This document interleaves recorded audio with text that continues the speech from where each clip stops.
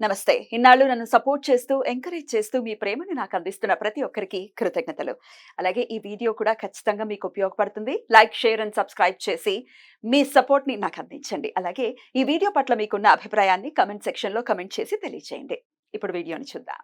నమస్తే. Welcome to our channel. నేను పద్మిని. ప్రస్తుతం మనతో పాటు ప్రముఖ ఆధ్యాత్మికవేత్త, ఆస్ట్రో న్యూమరాలజిస్ట్, ఎనర్జీ వాస్తు స్పెషలిస్ట్, శ్రీ విద్యోపాసకులు శ్రీమతి జయప్రద గారు మనతో పాటు ఉన్నారు. మాట్లాడదాం. జయప్రద గారు నమస్తే అండి. నమస్తే అమ్మా. శ్రీమాత్రే నమః. అక్టోబర్ మాసం కుంభరాశి వారికి ఎలా ఉంటుందని అనుకోవచ్చండి? తప్పకుండా కుంభరాశి వాళ్ళకి ఈ మాసంలో కొన్ని గ్రహాలు ప్రతికూలంగా ఉన్నాయి, మిగతా గ్రహాన్ని అనుకూలంగా ఉన్నాయి. సో అందుకని కుంభరాశి వాళ్ళకి కాస్త బాగుంది. ఏ గ్రహాలు అనుకూలంగా ఉన్నాయో అది చెప్పండి. అనుకూలమైన గ్రహాలు అందరూ ఉన్నారు. ఆల్మోస్ట్ ప్రతికూల గ్రహాలు రెండే గ్రహాలు. ఉమ్. ఒక రవి ప్లస్ తర్వాత కుజుడు. రవి కుజులు ఇద్దరు కొంచెం కొంచెం ఇబ్బంది పెట్టారు. అయితే చతుర్థ స్థానం అయినా పంచమ స్థానం వచ్చినా కుజుడు కొంచెం ఇబ్బంది పెడతారు. అంటే కుటుంబ స్థానంలో ఇబ్బందులు, సంతానంతో ఇబ్బంది. సో కుంభరాశి వాళ్ళకి ఉండేది ప్రశాంతత ఇంట్లో. ఆ ఇంట్లో వాళ్ళకి ఏదో ఒక కష్టం వస్తే వాళ్ళు తట్టుకోలేరు. వాళ్ళు కష్టపడేది కుటుంబం కోసం. కుటుంబంలో ఉండే సంతానాన్ని, భార్యని, తర్వాత తల్లిదండ్రుల్ని, బంధుమిత్రుల్ని అందరినీ ప్రేమిస్తారు వీళ్ళు. సో వీళ్ళకి ఏమైనా ఇబ్బంది వస్తే వీళ్ళు తట్టుకోలేరు. అది కుంభరాశిలో వీళ్ళకి అది అనుకూలంగా. సో ప్రతికూలంగా మిగతా అన్ని కొంచెం పర్వాలేదు. శని భగవానుడు కుంభరాశిలో ఉన్నారు. ఖచ్చితంగా ఆ శని యొక్క ఫలితాలు అనుభవించాల్సింది. అది జరుగుతూనే ఉంది. అది గోచారంలో ఉండేది, అప్పుడప్పుడే మారదు. కుంభరాశికి ఎలాంటి శని ప్రభావం ఉంటుంది, కంటిన్యూ ఉంటుంది. ఇంకా 2.5 years పైన ఉంది. సో శని భగవానుడు గోచారంలో శని భగవానుడు ఉన్నారు కనుక వీళ్ళకి రాశిలో కుంభరాశిలోనే ఉన్నారు కనుక కొంచెం శని భగవాన్ ప్రభావం. ద్వితీయ రాహు. అవును. ద్వితీయ రాహు అనేది వీళ్ళకి కొంచెం బలాన్ని ఇస్తాడు, కాస్త ఇబ్బంది ఇస్తాడు. ఏంటంటే ఒక రకమైన కుటుంబం వల్లే వీళ్ళు అనుకూలంగా ఉంటారు. కుటుంబంలోనే అన్ని సంతోషాలు ఇస్తూ మళ్ళీ అదే విధంగా డబ్బును ఖర్చు పెట్టేస్తుంది. సో వచ్చిన ధనం ఇలా వస్తే అలా వెళ్ళిపోతుంటుంది. ఎలా వెళ్ళిపోయింది అనేది లెక్కగా ఉండవు అనమాట. అలా జరుగుతూ ఉంటుంది. సో ఆర్థిక ఇబ్బంది అనేది కొంచెం ఉంది, ఖచ్చితంగా ఉంది. కాకపోతే ఏంటంటే వస్తుంది అంటే ఒక మామూలుగా సామాన్యంగా నడుస్తుంది తప్ప స్పెషల్ గా ఏమైనా కావాలంటే అప్పు చేస్తారు వీళ్ళు. ఆ అప్పు అనేది కొంచెం వీళ్ళకి భారంగా మారుతుంది. చేయకుండా ఉంటేనే బెటర్. చేయకుండా ఉండాలి. ఈ మాసంలో కాస్త అప్పులు అనేది అప్పు జోలికి వెళ్ళకుండా ఉండాలి. కానీ ఈ మాసంలో ఉన్న వచ్చే మాసమైనా పై మాసమైనా కొంచెం వీళ్ళకి ఇబ్బంది పెట్టే ఉంది. ఎందుకంటే కుజుడు ఈ మాసం తర్వాత వచ్చే మాసం నుంచి కొంచెం స్తంభిస్తాడు అక్కడ. సో కుంభరాశి కాస్త అంత కుటుంబంలో సమస్యలు, చికాకులు అనేది ఉంది. వీళ్ళకి అసలు ధైర్యంగా ఉండడం అలవాటు చేసుకోవాలి. కాదు కొన్ని విషయాలు, కొన్ని ఖర్చులు తగ్గించుకోవాలి ఖచ్చితంగా. వస్తుంది అనే దూబరా ఖర్చు పడ్డం కానీ, లోన్ తీసుకొని ఖర్చు పడ్డం కానీ చేస్తే అది కాస్త కష్టకరంగా మారుతుంది. తర్వాత ప్రభుత్వ రంగాల్లో పనిచేసే వాళ్ళకి అనుకూలంగా ఉంది. తర్వాత వ్యాపారస్తులకి అనుకూలంగానే ఉంది. సో వాళ్ళకి వచ్చే కష్ట నష్టాలు అనేవి అలా రొటీన్గా నడుస్తూనే ఉన్నాయి. ఎందుకంటే శని భగవానుడు అక్కడ ఉండడము, అది ఆ ప్రభావం ఎక్కువగా ఉంటుంది వీళ్ళ మీద. ద్వితీయ రాహు ఉండడం వల్ల కొంచెం ఆ రెండు మిగతా అన్ని గ్రహాలు అనుకూలంగా ఉన్నప్పటికీ కూడా ఏవైతే పెద్ద గ్రహాలు ఎప్పుడైతే ఇబ్బంది పెడుతుంటాయో వీళ్ళ ఆ ఇబ్బంది నడుస్తూనే ఉంది. బాగుంది, బ్రహ్మాండంగా ఉంది అని చెప్పుకోవడానికి ఏంటంటే గృహిణులకి బ్రహ్మాండంగా ఉంది. ప్రశాంతంగా ఇంట్లో వాళ్ళు అనుకున్న పనులు అనుకుంటే వాళ్ళ అనుష్ఠానం, వాళ్ళ పూజ, లేకపోతే వాళ్ళ వ్యాపారం, ఇంట్లో సంబంధించిన వ్యాపారాలన్నీ అనుకూలంగా ఉన్నాయి. తర్వాత మీడియా రంగంలో ఉన్న వాళ్ళు జాగ్రత్తగా ఉండాలి. ఎందుకంటే వాళ్ళు మాటలు పడి వాళ్ళ కెరీర్ దెబ్బతీసే అవకాశం ఎక్కువగా ఉంది. ఎందుకంటే వీళ్ళకి రవి ప్రతికూలంగా మారే అవకాశం ఉంది. కెరీర్ సంబంధించిన వ్యవహారాలు అంటే ప్రొఫెషనల్ గా ఎదిగే వాళ్ళు జాగ్రత్తగా ఉండాలి. అందులో మీడియా రంగంలో యాంకర్స్, యాక్టర్స్, ప్రొఫెషనల్ గా అడ్వకేట్స్, డాక్టర్స్, ఆస్ట్రాలజర్స్ వీళ్ళకు కూడా కాస్తంత ఇబ్బంది పెట్టే అవకాశం ఉంది. కుంభరాశి వాళ్ళకి జాగ్రత్తగా ఉండాలి. రవి మారిన తర్వాత ఏమైనా ఇంపాక్ట్ ఏమైనా ఉంటుందా? ఖచ్చితంగా రవి మారినా అదే ఇంపాక్ట్ వస్తుంది అన్న. ఎందుకంటే రవి ఇక్కడ నిజ పొందుతున్నాడు. ఖచ్చితంగా ఆ రకమైన ఇబ్బంది వస్తుంది.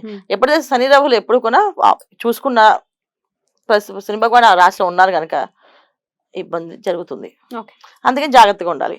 సో సంబంధించిన వ్యవహారాలు ఏదైనా చేస్తే 1-10 సార్లు ఆలోచించి ఏ పని చేయడము, వెంటనే సైన్స్ పెట్టి అగ్రిమెంట్ సంతకాలు పెట్టేసి మనం ఇరుక్కుండము అవి జరుగుతుంటాయి. అలాంటివన్నీ కూడా ఆలోచించి చేయాలి. ఎందుకు ఆలోచించాలంటే ద్వితీయ రాహు జనరల్ గా ఆలోచించాం. అక్కడ మంచిగా వాళ్ళ మాటలు నచ్చాయి, ఆటోమేటిక్ గా మాయలో పడ్డము, బాగుంటుంది అనుకోవడము, లేకపోతే నమ్మడము, నమ్మక ద్రోహాలు జరగడము, ఇవన్నీ జరుగుతూ ఉంటాయి. దానికి ఏంటంటే మనం కాస్త ఏం చేయాలంటే దైవారాధన ఎక్కువ ఆరాధించాలి. భార్యాభర్త మధ్య సమస్యలు కూడా ఉన్నాయి.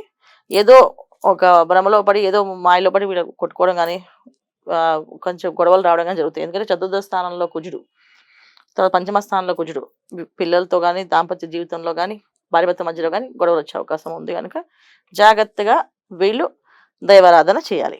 నేను ఎప్పుడు దైవారాధనే చెప్తాను, ఎందుకంటే దైవాన్ని మించిన ఏ శక్తి పనిచేయదని నా నమ్మకం. సో నేను ఎప్పుడు దైవాన్ని ఆరాధిస్తుంటాను, ఎప్పుడు నాకు దైవం తప్ప వేరే ధ్యాస ఉండదు.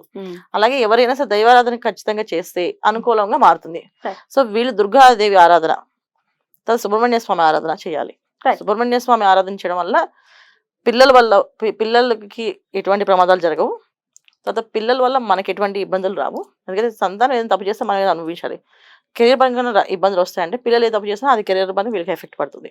సో అందుకే అటువంటి ఇబ్బందులు లేకుండా సుబ్రహ్మణ్య స్వామి ఆరాధన, ఏ మాయలో పడకుండా జాగ్రత్తగా ఉండడానికి దుర్గాదేవి ఆరాధన. సో ఈ రెండు ఆరాధనలు వీళ్ళు ఈ మాసం అంతా చక్కగా చేసుకోవాలి. వివరంగా ఇంకొక పరిహారం కూడా చెప్తారు. అంతకన్నా ముందు మరి ఈ కుంభరాశి వారికి చతుర్థ స్థానంలో ఉన్నటువంటి గురువు, వక్రించిన గురువు ఎట్లాంటి రిజల్ట్స్ ఇస్తున్నారు అనుకోవచ్చండి? ఖచ్చితంగా గురువు వక్రిస్తున్నాడు కదమ్మా. చతుర్థ స్థానంలో వక్రించినప్పటికి కూడా మనకి ఏంటంటే ఆయన దృష్టి, విశేష దృష్టిలో పంచమ దృష్టి, నవమ దృష్టి, లగ్నంలో సప్తమ దృష్టి. అందువల్ల ఏంటంటే ఖచ్చితంగా గురువు బలం తక్కువైపోయింది వీళ్ళకి అక్కడ. కానీ మన గురువు కంటే కూడా శని భగవాన్ ఉన్నారు వీళ్ళ రాశిలో. సో ఆయన ఉంటే అదే పెద్ద బలం వీళ్ళకి. ఆయన కొంచెం మంచి ఫలితాలు, కొంచెం మిశ్రమ ఫలితాలు, కాస్త కష్టపడే ఫలితాలు 3 ఇస్తాడు ఆయన. ఎందుకంటే కర్మకారకుడు. మనకి అనుభవించే ఆనందం ఉంటే ఆనందాన్ని ఇస్తాడు, అనుభవించే కష్టాన్ని ఉంటే కష్టాన్ని ఇస్తాడు ఆయన. సమానంగా తోలుస్తాడు. అందుకని ఖచ్చితంగా శని భగవాన్ ఉన్నాడు కనుక వీళ్ళకి జరిగే విషయాలన్నీ కూడా ఇబ్బంది ఉంది.